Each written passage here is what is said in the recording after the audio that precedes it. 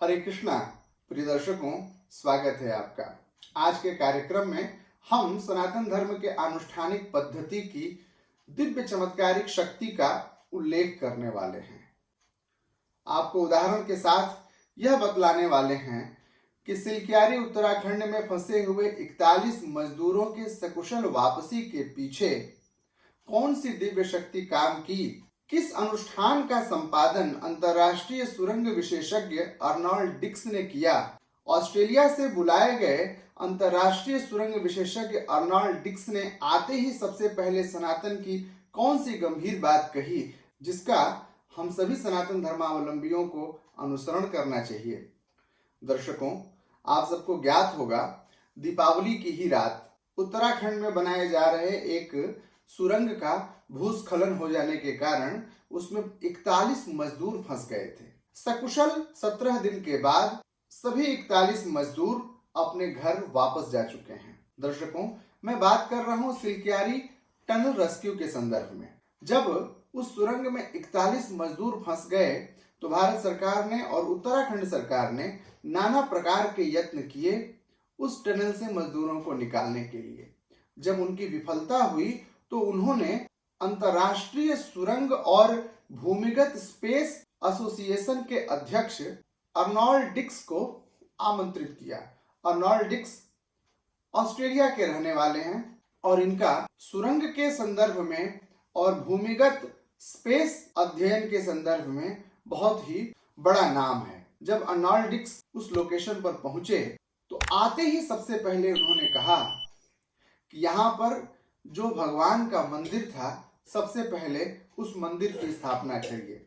दर्शकों, मैं आपको बतला दूं कि हमारे यहाँ जब भी कभी सड़क का निर्माण हो रहा होता है, नहर का निर्माण हो रहा होता है, सुरंग का निर्माण हो रहा होता है, तो उस रास्ते में आने वाले जितने भी मंदिर हैं, जो भी पूजन के स्थल हैं, कुछ भी आस्था के केंद्र हैं, उनको बड़े ही लापरवाही के साथ, तिरस्कार के साथ हटा दिया जाता है। ऐसी ही घटना सिलक्यारी में भी हुई थी जब टनल का निर्माण हो रहा था। टनल के निर्माण के क्रम में एक वहां पर स्थानीय देवता थे बौखनाग। बौखनाग का मंदिर वहां पर था और वो छोटे से मंदिर को हटा करके सुरंग का निर्माण किया जा रहा था। जब अर्नोल्ड डिक्स आए तो सबसे पहले उन्होंने यह कहा कि पर्वत नाराज है, हिमालय नाराज है और उसने हमारे मजदूरों को बंधक बना लिया है। हम पर्वतों, पहाड़ों, पेड़ों की पूजा करने वाले सनातन धर्मावलंबी यह बात नहीं समझ पा रहे थे जिसे अर्नोल्ड डिक्स ने बताया। अर्नोल्ड डिक्स ने कहा कि हिमालय ने हमारे मजदूरों को बंधक बना लिया है और हम जब तक हिमालय को प्रसन्न नहीं करेंगे, स्थान देवता को प्रसन्न नहीं करेंगे, तब तक हमारी सारी योजनाएं विफल हो जाएंगी। और अब तक इस रेस्क्यू के सफल न होने के पीछे का जो सबसे बड़ा कारण है वह भी यही है कि आपने स्थान देवता की अवहेलना की है। अर्नोल्ड डिक्स की बात को मान करके लोगों ने बाबा बौखनाग के उस मंदिर की, छोटे से मंदिर की स्थापना वहां पर पुनः की। और अर्नोल्ड डिक्स ने केवल स्थापना ही नहीं की, जब जब वो सुरंग के अंदर प्रवेश किए तब तब वो सबसे पहले भगवती काली की रक्त वर्णा स्वरूप देवी त्रिपुर सुंदरी की आराधना उन्होंने की। अपने स्टेटमेंट में उन्होंने कहा है कि काली की रक्त वर्णा स्वरूप की आराधना से ही हमें भूमिगत कार्यों में सफलता मिलती है। तो उन्होंने बाबा बौखनाग की स्थापना की, उनकी पूजा की और जब जब वो टनल में गए तो भगवती काली की आराधना उन्होंने की। उनकी इस उत्कृष्ट चेतना ने आज हमारे 41 मजदूरों को वापस लाया। उन्होंने भगवती काली की सविधि पूजा की। जब जब वो टनल में जाते थे तो पहले घुटनों के बल बैठ करके भगवती की आराधना करते थे, प्रणाम करते थे। अर्नोल्ड डिक्स की ये तस्वीर मंदिर के सामने पूजा करते हुए आप देख सकते हैं। ये पूजा कर रहे हैं और पूजा करके ये फिर सुरंग की ओर प्रस्थान करते थे और केवल जाते समय ही नहीं करते थे, सुरंग से जब वो वापस आते थे तब भी वो पुनः उतनी पूजा करते थे।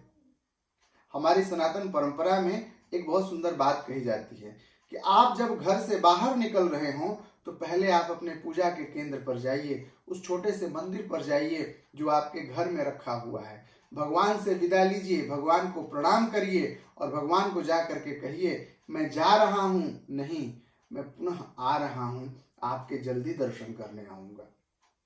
और जब आप वापस यात्रा से आइए तो फिर हाथ पैर धुल करके पहले आप उस मंदिर में जाइए और भगवान का धन्यवाद करिए, उनको प्रणाम करिए। ऐसा ही किया अर्नोल्ड डिक्स ने। जब जब वो सुरंग में गए पूजा किया, उन्होंने सविधि पूजा किया। उन्होंने कहा पहले हिमालय की पूजा होनी चाहिए।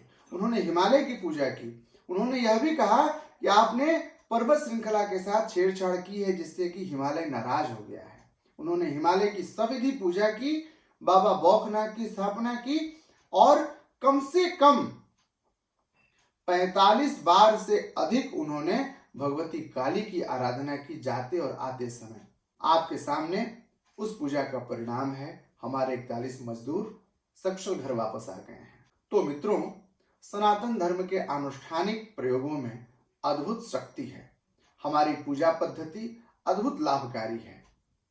हम पहाड़ को पूजने वाले, पर्वत की आराधना करने वाले, वृक्षों में भगवान को देखने वाले, बिल्ली को मौसी कहने वाले, कुत्ते को भैरव का वाहन कहने वाले, नाग को दूध चढ़ाने वाले, लावा खिलाने वाले सनातन धर्मावलंबी हम प्रकृति के पूजक हैं, प्रकृति के हम पोषक हैं। और जब जब हम प्रकृति के साथ खिलवाड़ करेंगे, प्रकृति हमें एक सुंदर मार्ग दिखाएगी और हमें एक नई सीख देगी। हिमालय ने हमें एक सीख दी है संभलने की।